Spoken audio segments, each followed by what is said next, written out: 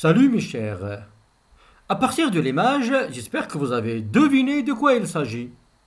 Il s'agit de la nouvelle de Théophile Gautier, Le Chevalier Double. Et dans cette vidéo, Inch'Allah, on va essayer ensemble de jeter un petit éclair sur cette nouvelle, Le Chevalier Double. Le Chevalier Double est une nouvelle fantastique de Théophile Gautier, publiée pour la première fois en juillet 1840 dans le Musée des familles. Alors la première remarque, le genre littéraire, c'est une nouvelle. Deuxième remarque, le type de la nouvelle, c'est une nouvelle fantastique. Et la troisième remarque, l'auteur ou bien l'écrivain, c'est Théophile Gautier. Avant de jeter un petit éclair sur cette nouvelle, tout d'abord un petit rappel. Quels sont les genres littéraires? Les genres littéraires, on a le roman, on a la nouvelle, le conte, la pièce de théâtre, la poésie et l'essai. Voilà quelques genres littéraires. Et aussi la nouvelle. Qu'est-ce que la nouvelle? Une nouvelle est un récit, une histoire, un récit habituellement court, il n'est pas lent. Voilà ce qui distingue la nouvelle du roman. Elle n'est pas longue. La nouvelle, elle n'est pas longue, mais elle est courte. Alors, la nouvelle est un récit habituellement court, apparu à la fin du Moyen Âge. Ce genre littéraire était alors proche du roman et d'inspiration réaliste, se distinguant un peu du conte.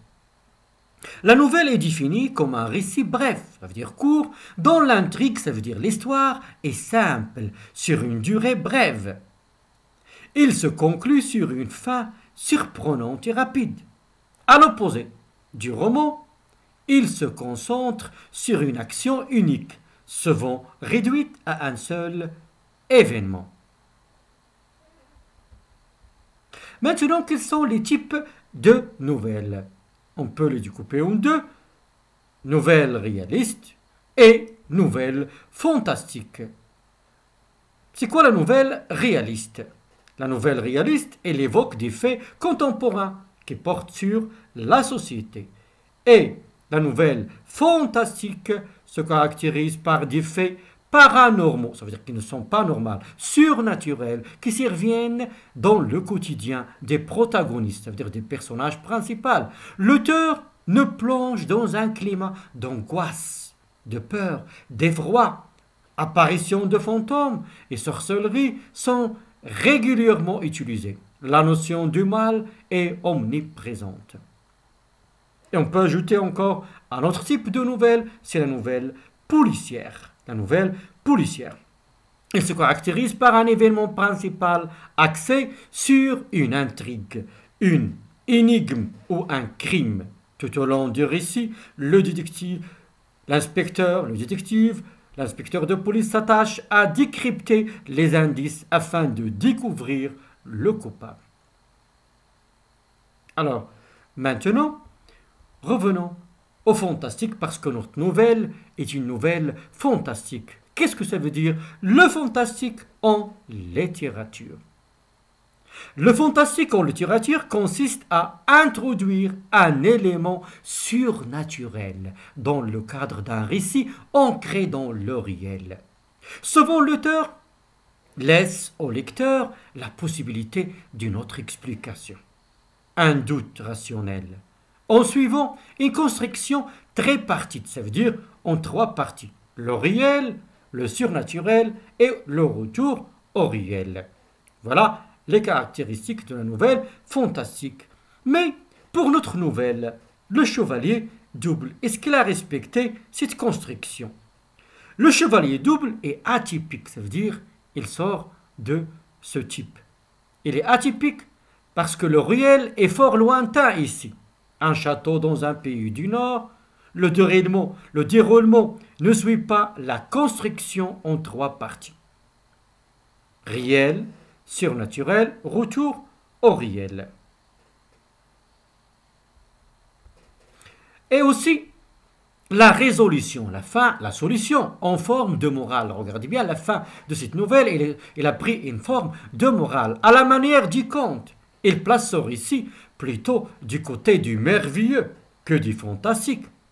Alors le récit de Gautier a la forme de la nouvelle fantastique et les caractéristiques du conte, parce que le conte, c'est le conte qui est basé sur le merveilleux. Jetons un coup d'œil sur la fin de cette nouvelle, on va remarquer la morale qui rapproche cette nouvelle au conte plutôt que la nouvelle. Cette histoire montre comment un seul moment d'oubli, un regard innocent peuvent avoir d'influence. Jeune femme, ne jetez jamais les yeux sur les maîtres chanteurs de Bohême qui récitent des poésies énivrantes et diaboliques. Vous, jeune fille, ne vous fiez qu'à l'étoile verte. Et vous, qui avez le malheur d'être double, combattez bravement, quand même vous deviez frapper sur vous et vous blesser de votre propre épée.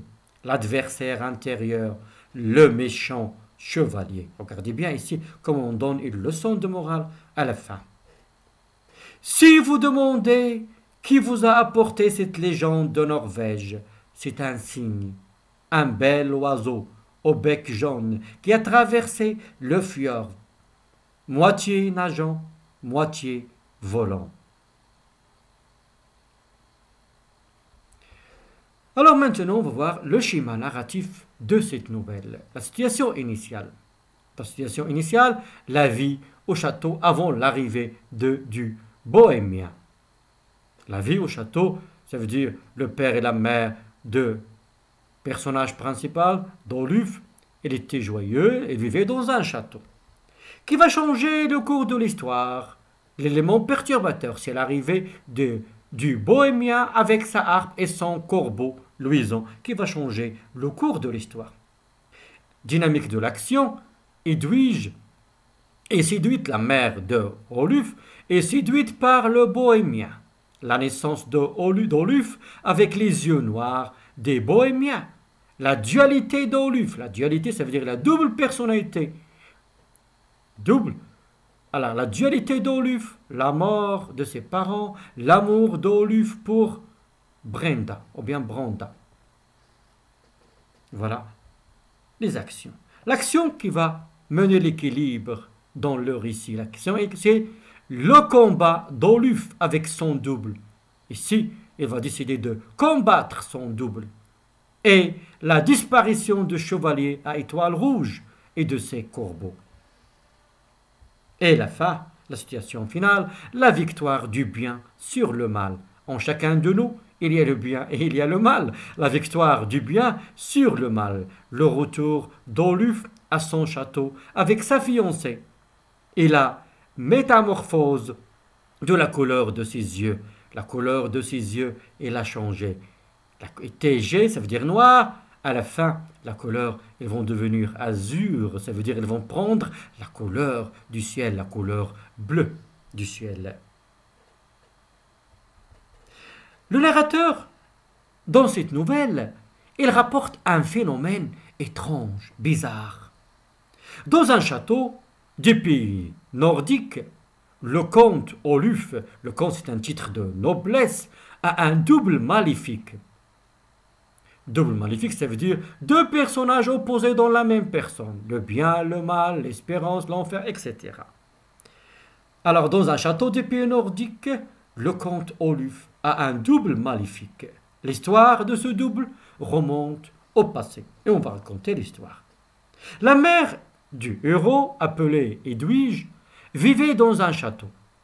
Un soir, un étranger demanda l'hospitalité pour échapper à une tempête. Il fut reçu et y resta longtemps. L'étranger, qui était bohémien, ça veut dire est venu de la région de Bohême, et maître chanteur, avait un corbeau luisant qui battait la mesure sur l'épaule de son maître. Le bohémien séduisait par ses paroles Sibylline, la jeune Edwige, qui était mariée au comte Lodbrog. Ce dernier ce comte Lodbrog, le père de Oluf, espérait avoir un garçon. Et son vœu fut exaucé. Ça veut dire son vœu, il a été réalisé. Le petit Olof naquit, ça veut dire il est né, le petit Oluf. Mais comment il est né? Tout blanc et tout vermillé. Il a toutefois le regard noir de l'étranger. Oluf est né sous une étoile double, ça veut dire à double personnalité. L'une verte comme l'espérance et l'autre rouge comme l'enfer. L'enfant fut difficile, c'est vrai, il était difficile de caractère. Un jour bon comme un ange et un jour méchant comme un diable. Quand il eut 20 ans, il se prépara pour voir la femme qu'il aimait. Il traversa la forêt sur son cheval à forme d'éléphant, Mops, avec ses 2 chiens, Géant, Mur et Finri.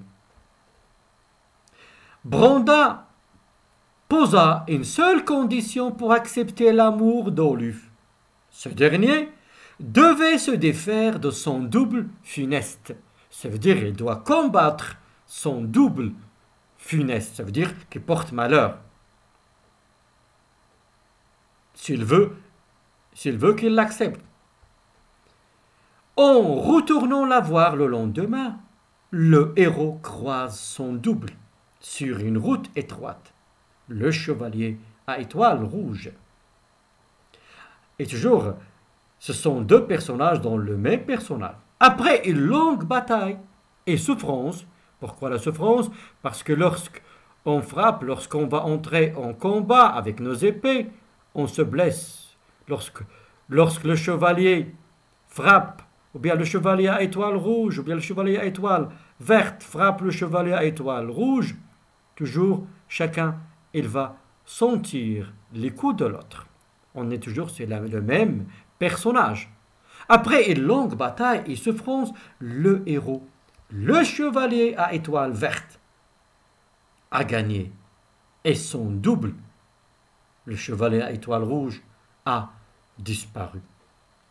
Il ramène sa fiancée chez lui, donnant raison à la prédiction, parce que déjà son père, il y a une prédiction que son fils, il va gagner à la fin, il va vivre, il doit combattre, ça veut dire, parce que déjà il a une prédiction de son père que son fils, il va avoir 2 personnages dans le même, c'est un chevalier à étoile verte et un chevalier à étoile rouge, et il doit combattre le chevalier à étoile rouge. Donnons raison à la prédiction de quoi? Du vieux comte Lodbrog.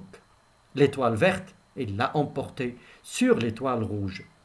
Les yeux de G, ça veut dire les yeux qui étaient noirs, d'Oluf, prirent la couleur de l'azur, ils vont prendre la couleur du ciel. Couleur de réconciliation, ça y est, maintenant, on est en accord céleste. De réconciliation céleste, ça veut dire la réconciliation céleste en rapport avec le ciel, au grand bonheur de Lodbrog, souriant dans son tombeau. Maintenant, il a le droit de dormir tranquille dans son tombeau. Son fils a gagné. Il a vaincu l'étoile, ou bien le chevalier à étoile rouge. Il a vaincu le mal. Alors les yeux de G et d'Oluf prirent la couleur de l'azur, couleur de réconciliation céleste, au grand bonheur de Lodbrog, souriant maintenant à la fin dans son tombeau. Maintenant, les personnages de cette nouvelle. Alors on a Oluf, c'est le personnage principal. Elle est née sous une étoile double, une étoile verte symbolisant l'espérance et une rouge symbolisant l'enfer, le mal, le bien. Le maître chanteur, personnage mystérieux, c'est un bohémien ayant demandé l'hospitalité au comte Lodbrog. Et le comte Lodbrog, le père d'Oluf, est époux de la blonde Edwige. Oluf est un comte de Norvège. Et toujours le comte, c'est un titre de noblesse, et aussi on l'appelle aussi les proches de l'empereur, on les appelle aussi, le titre avec le mot, en utilisant le mot comte. La blonde Edwige, c'est la mère d'Oluf et épouse du comte Lodbrok. Elle est la cause de l'étoile double de son fils. Elle est la cause de l'étoile double de son fils. Bronda, amoureuse d'Oluf, il n'accepte Oluf qu'à la condition qu'il combatte son étoile rouge. Et le Mire, c'est un homme savant qui tire l'horoscope, ça veut dire qu'il prévoit. Voilà les personnages. Alors le récit de Gautier a la forme de la nouvelle fantastique et aussi les caractéristiques du conte merveilleux. Comment? Le fantastique dans le chevalier double. Le thème du double, tout d'abord, bien la dualité de l'être, le démon, le spectre. Le thème du double est l'un des plus importants de la littérature fantastique. Le double, c'est la part maléfique d'une personne qui prend forme humaine. Le double forme un duo infernal entre l'original et sa copie. L'étranger. La présence de ce personnage diabolique, mystérieux, donne naissance à l'inquiétante étrangeté, propre au conte fantastique, plutôt que la nouvelle fantastique. La disparition mystérieuse de cet inconnu, dont le lecteur ne connaît même pas le nom, renforce encore plus l'effet fantastique de l'événement. Le merveilleux dans Le Chevalier double. La scène du combat entre Oluf et son double. Le premier voyage d'Oluf, le second voyage et le combat ressemblent étrangement aux épreuves et aux batailles qu'on trouve dans les contes. La quête, la mission, l'objectif des héros. Plusieurs des lectures du combat, ou bien de Jacob et de l'Ongle, et par extension le combat d'Oluf avec le spectre, et voient le symbole de la lutte intérieure de l'homme contre les forces du mal. Et plus largement, le symbole du combat que l'homme mène contre lui-même. Le cadre spatial des châteaux, des forêts hostiles, des tempêtes déchaînées, un cadre propre au conte. L'arrivée de l'étranger, le maître chanteur, se passe dans un temps terrible. Ce temps troublé a mis en relief l'image morne du vieux château, constituant ainsi un espace irréel et surnaturel. Le cadre temporel.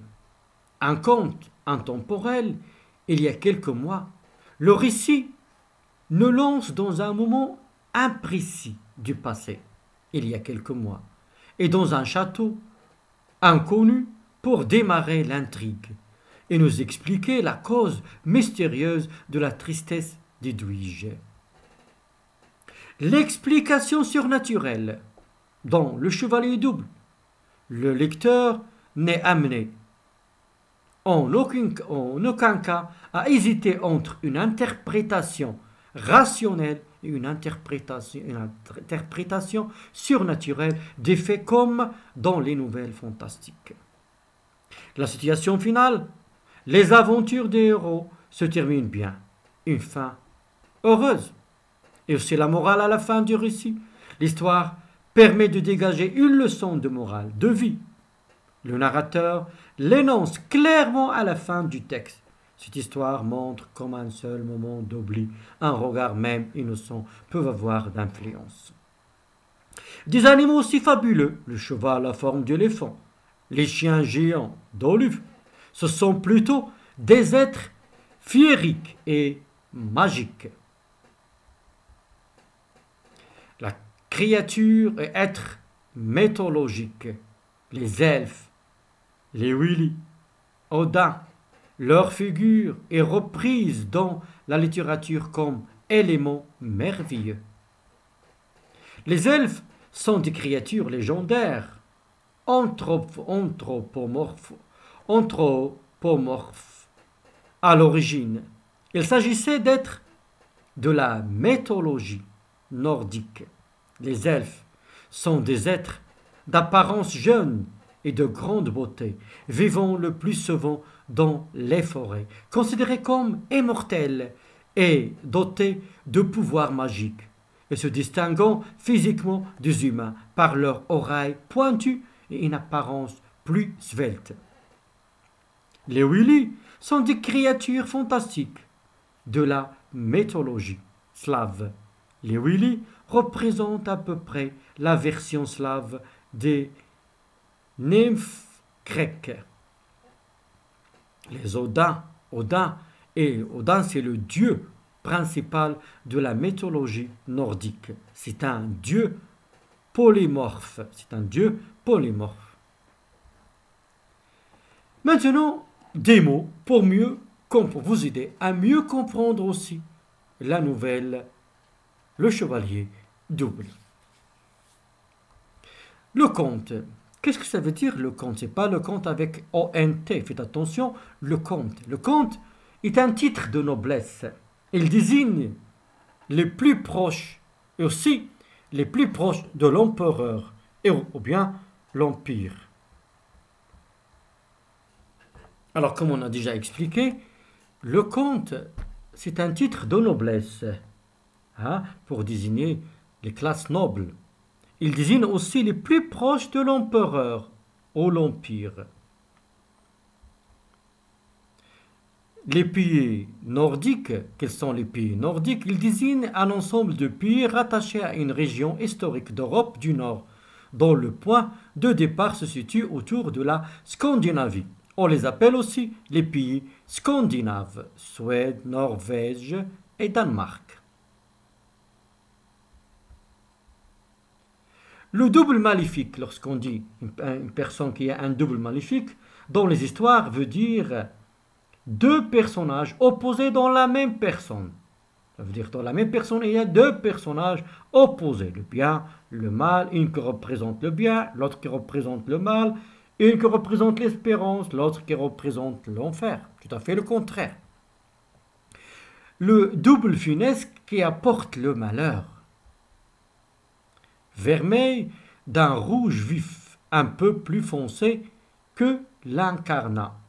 Voilà, c'est la couleur d'un rouge vif, un peu plus foncé que l'incarnat. Vermeil. Prédiction. Action de prédire. L'action d'annoncer par avance ce qui va arriver. C'est ce qu'on appelle la prédiction, de prédire l'avenir. Discours annonçant des événements futurs qui vont arriver dans le futur. Les prédictions, par exemple, les prédictions des prophètes. L'azur, l'azur c'est le ciel. Les yeux de jet, ça veut dire les yeux noirs et luisants, très brillants. Céleste, ça veut dire relatif au ciel, tout ce qui est en rapport avec le ciel. Réconciliation, ça veut mettre d'accord. Réconcilier, mettre d'accord. La belliqueuse qui manifeste un goût pour la querelle. Ça veut dire, toujours, il aime les querelles, il est agressif, il aime la bataille, il aime... Alors, c'est ce qu'on appelle belliqueuse, qui manifeste un goût pour la querelle. Ça veut dire les combats. Il est agressif, batailleur. Maintenant, ciboire. C'est quoi le ciboire? Vase sacré, où l'on conserve les hosties consacrées. Voilà, ciboire. Kabbalistique, ça veut dire mystérieux. Mystérieux, ça veut dire kabbalistique. Asphodèle, c'est une plante. Voici l'asphodèle, c'est une plante.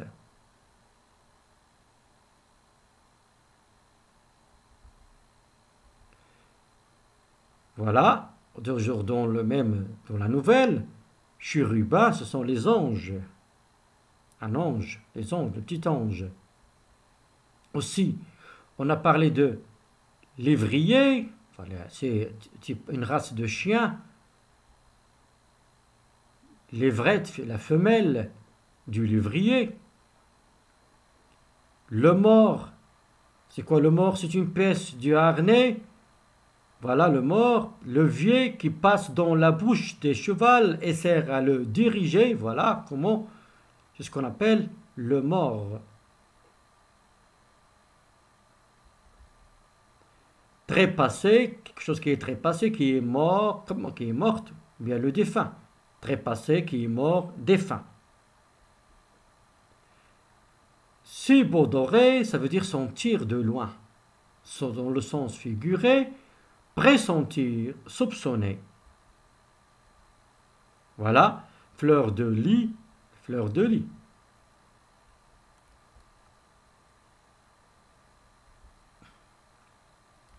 Alors j'espère maintenant, mes chers, après toutes ces explications, que vous allez relire cette nouvelle pour mieux la comprendre et vous avez aussi vous-même votre interprétation et vous pouvez expliquer comme vous voulez ou bien à partir en se référant aux explications qu'on a données, mais aussi vous aussi vous pouvez lire et vous allez avoir votre interprétation aussi. À bientôt mes chers.